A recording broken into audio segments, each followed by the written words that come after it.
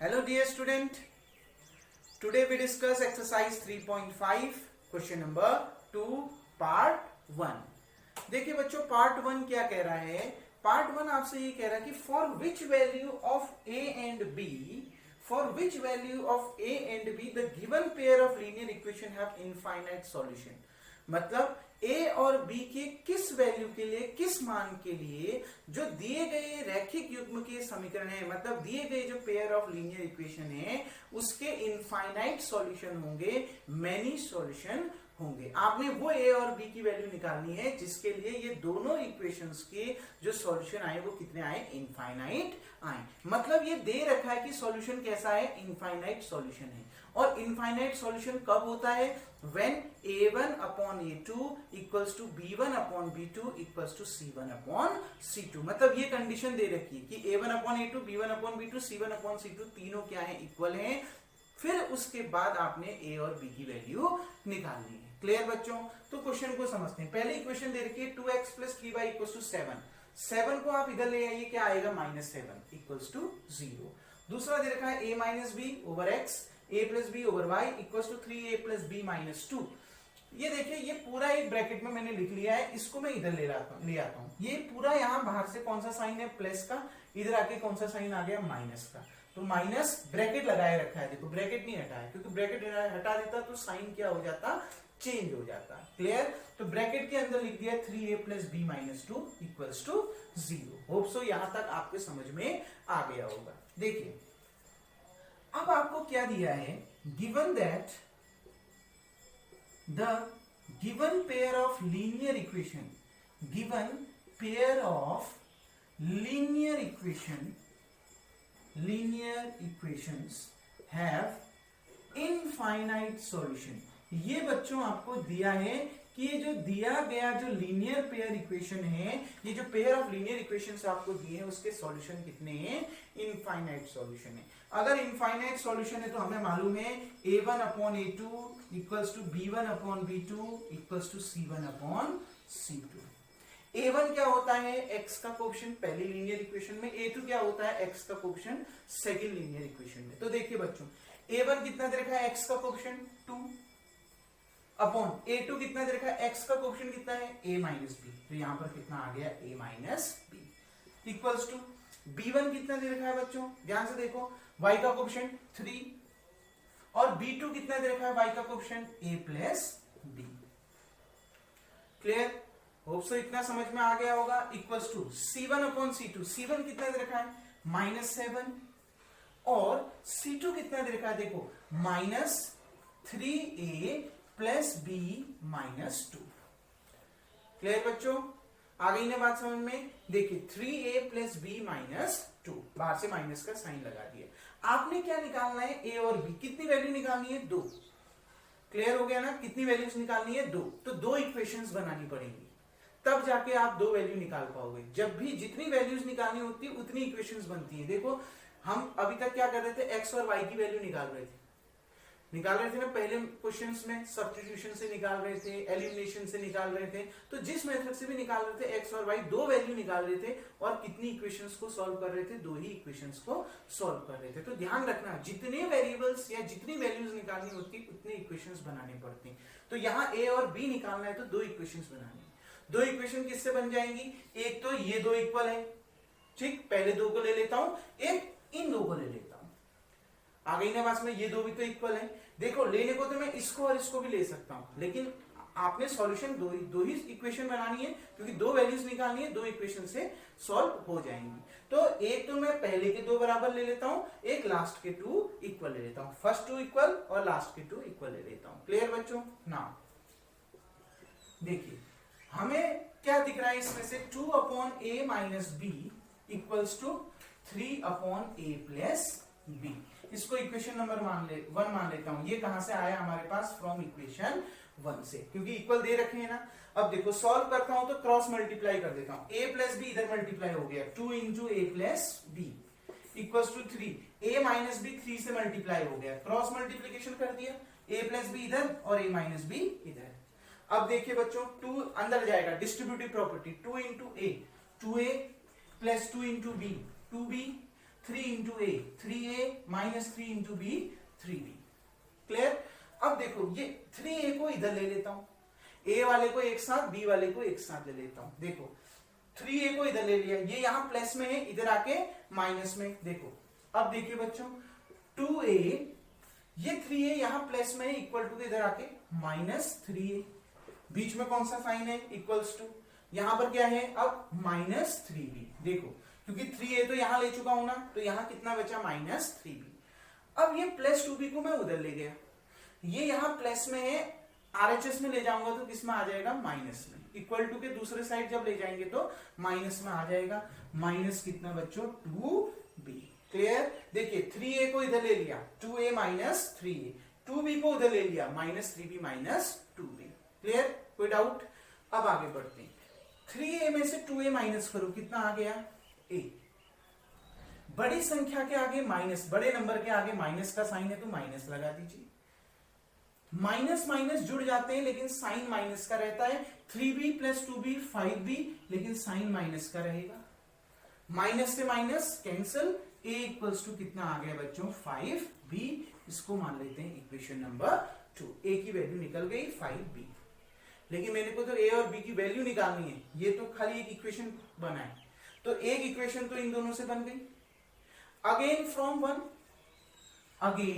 From equation 1, अब दोबारा देखो इक्वेशन 1 से, जैसे मैंने पहले के दो इक्वल लिए, ऐसे लास्ट के दो भी तो इक्वल दे रखे हैं, तो कितना आ गया 3 upon a plus B equals to, minus से माइनस कैंसिल, देखो माइनस माइनस कैंसिल, कितना बचा 7 upon 3a plus b minus 2।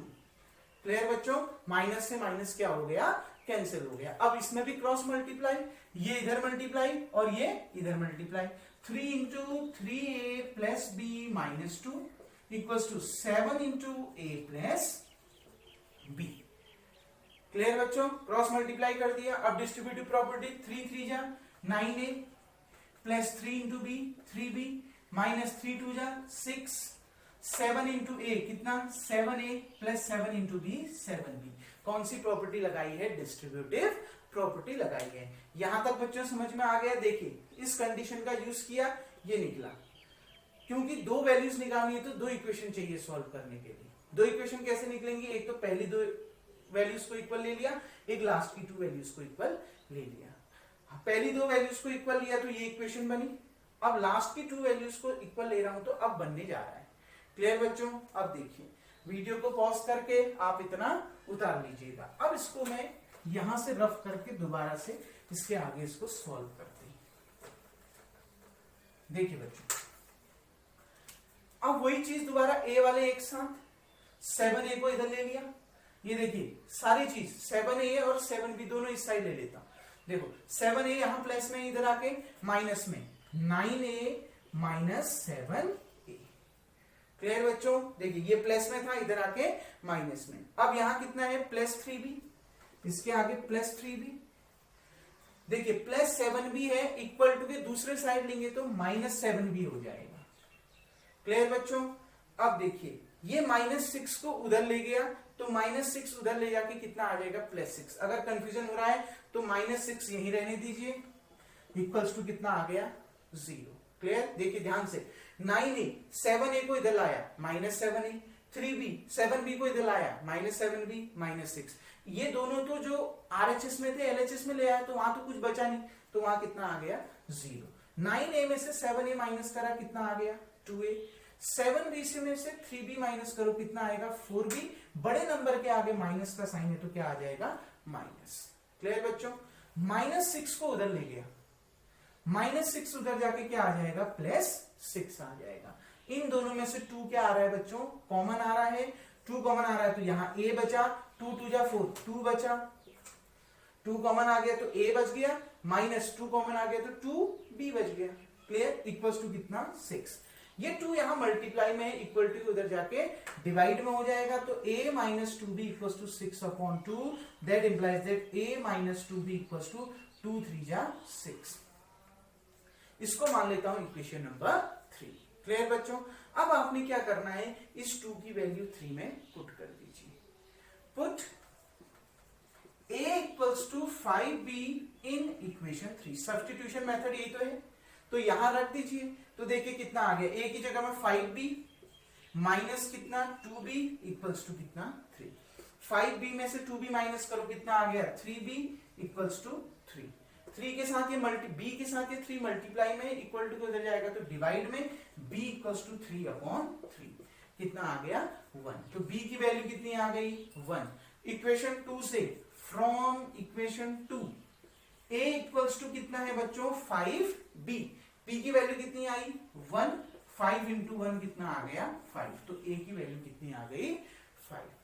Clear? Hope सो आपको ये क्वेश्चन समझ में आ गया होगा। इसमें क्या था, आपने a की वैल्यू और b की वैल्यू निकालनी थी और कंडीशन ये दी थी कि ये दोनों जो पेयर ऑफ लीनियर इक्वेशन है a और b की उस वैल्यू में इसके इनफाइनाइट सॉल्यूशन होंगे। इनफाइनाइट सॉल्यूशन जब भी होता है तो कंडीशन होता है a1/a2 equals to b1/b2 equals to c1/c2। तो मैंने उसी कंडीशन का यूज करा। अब क्योंकि a और b दो वैल्यूज निकालनी है तो दो इक्वेशन चाहिए बच्चों। जितनी वैल्यूज निकालनी होती है उतनी इक्वेशन चाहिए सॉल्व करने के लिए। दो वैल्यूज निकालनी है तो दो इक्वेशन चाहिए। पहले हमने पहले के दो रेशियो इक्वल लेके बना लिया और दूसरी लास्ट के दो इक्वल लेके बना लिया। पहले के दो इक्वल लेके ये बना a equals to 5b, last के दो इक्वल लिया, देखो ये इक्वेशन बन गई बहुत इजीली। हमने क्या कर दिया, सब्स्टिट्यूशन मेथड का यूज कर दिया। a इक्वल्स टू 5b की वैल्यू यहां इक्वेशन 3 में रख दी, यहां पर रख दी, हमारा b का वैल्यू आ गया। क्लियर? और फिर b की वैल्यू उठा के इक्वेशन 2 में रख दी तो हमारी a की वैल्यू आ गई। क्लियर बच्चों? बहुत इंपॉर्टेंट क्वेश्चन है पेपर की पर्पज से। होप सो आपको समझ में आ गया होगा। अब इसके सेकंड पार्ट की ओर बढ़ते हैं। ठीक, second part, second question, second part क्या कह रहा है बच्चों, for which value of k the given pair of linear equation have no solution. k की वो कौन सी वैल्यू है जिसके लिए दिए गए जो लीनियर इक्वेशंस हैं उसका कोई सॉल्यूशन नहीं होगा। मतलब ये दोनों लाइन एक दूसरे के क्या होंगी, पैरेलल होंगी। तो बच्चों देखिए 3x plus Y equals to 1 दे रखा है, 1 को मैं इधर ले आया, 3x plus Y minus 1 equals to 0 आ गया। 2k minus 1 into X, k minus 1 into Y equals to 2k plus 1। 2k plus 1 को मैंने ब्रैकेट में लिख लिया क्योंकि वो इक्वल टू के उधर दे रखा है तो मैं इधर लूंगा तो माइनस ले लूंगा, ब्रैकेट वैसे ही रहने दूंगा। क्लियर बच्चों? तो देखिए 2k minus 1 over X plus k minus 1 over Y, ये 2k प्लस 1 को इधर ले आया क्योंकि ये प्लस में था, इधर आके माइनस में आ गया। और ब्रैकेट के अंदर का साइन मैंने नहीं बदला क्योंकि ब्रैकेट के अंदर जो चीज जैसी थी उसको वैसे ही रहने देना। क्लियर बच्चों? आ गई ना बात समझ में? अब देखिए आपको दिया क्या है कि k की वो वैल्यू निकालिए जिससे ये जो पेयर ऑफ लीनियर इक्वेशन है उसके कोई सॉल्यूशन ना आए। मतलब ये दे रखा है कि given pair of linear equation have no solution. अगर दिए गए पेयर ऑफ लीनियर इक्वेशन का कोई सॉल्यूशन नहीं है मतलब ये दोनों लाइन पैरेलल हैं। पैरेलल की कंडीशन ये होती है a1/a2 equals to b1/b2 does not equals to c1/c2। पढ़ा है ना बच्चों? तो इसी कंडीशन का यूज करते हैं। देखिए बच्चों a1 क्या, x का कोएफिशिएंट कितना 3, a2 कितना, x का कोएफिशिएंट कितना 2k माइनस 1। क्लियर?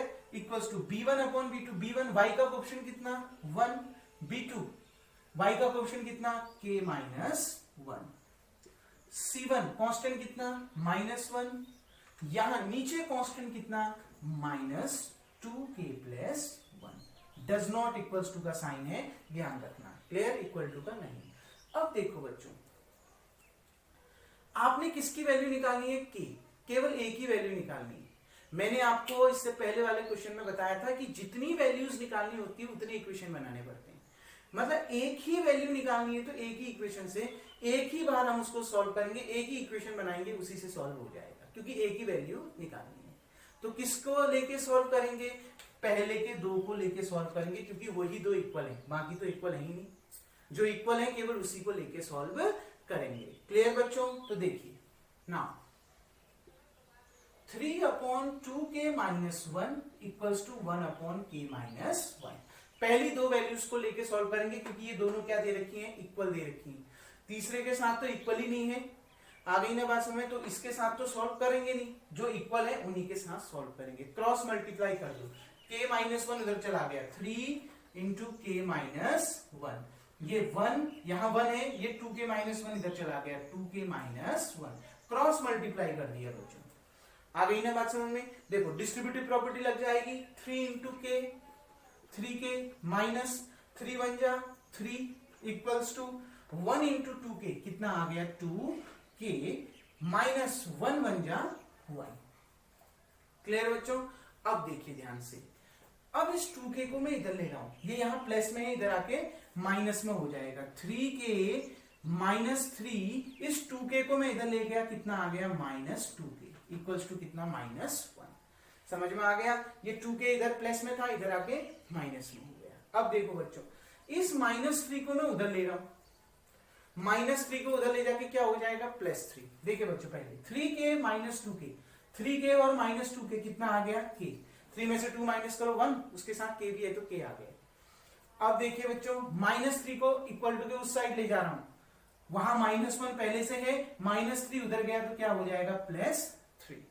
तो k इक्वल्स टू 3 में से 1 माइनस कर दो, कितना आ गया 2। तो k की वैल्यू कितनी आ गई बच्चों 2। देखो एक ही इक्वेशन से ये सॉल्व हो गया, एक ही बार सॉल्यूशन करना पड़ा, सॉल्व हो गया। तो जितनी वैल्यूज होती हैं बच्चों, जितनी वैल्यूज आपने निकालनी होती है उतने इक्वेशन बनाने पड़ते हैं। क्लियर? यहां एक ही वैल्यू निकालनी है तो एक ही इक्वेशन से काम चल जाएगा। क्लियर बच्चों? होप सो आपको ये क्वेश्चन समझ में आ गया होगा। ये दोनों क्वेश्चन पेपर की पर्पस से बहुत इंपॉर्टेंट है बच्चों। अब क्या है, जो इसका अगला क्वेश्चन है थर्ड क्वेश्चन, थर्ड क्वेश्चन क्या कह रहा है उसको समझते हैं। क्लियर बच्चों? थर्ड क्वेश्चन की ओर बढ़ते हैं। होप सो इतना आपको समझ में आ गया होगा। तो बच्चों थर्ड क्वेश्चन की ओर बढ़ते हैं। थर्ड क्वेश्चन कह रहा है कि 8x plus 5y equals to 9, 3x plus 2y equals to 4। ये दो लीनियर इक्वेशन आपको दे रखी हैं, इसको substitution and cross multiplication method से सॉल्व करिए। तो मैंने आपको सब्स्टिट्यूशन मेथड भी समझा दी, मैंने आपको क्रॉस मल्टीप्लीकेशन मेथड भी समझा दी। तो इस क्वेश्चन को आप सॉल्व करिएगा। अगर आपको इस क्वेश्चन में क्रॉस मल्टीप्लीकेशन मेथड से कोई दिक्कत होती है तो कमेंट बॉक्स में लिखिएगा या मुझे पर्सनली बोलिएगा, मैं आपको इसके डाउट को एक बार और क्लियर कर दूंगा। होप सो आपको क्रॉस मल्टीप्लीकेशन मेथड भी समझ में आ गई होगी। क्लियर बच्चों? तो ये आप खुद से प्रैक्टिस इसके लिए करिएगा। अब नेक्स्ट वीडियोस में अगले क्वेश्चन के साथ मिलेंगे। Thank you.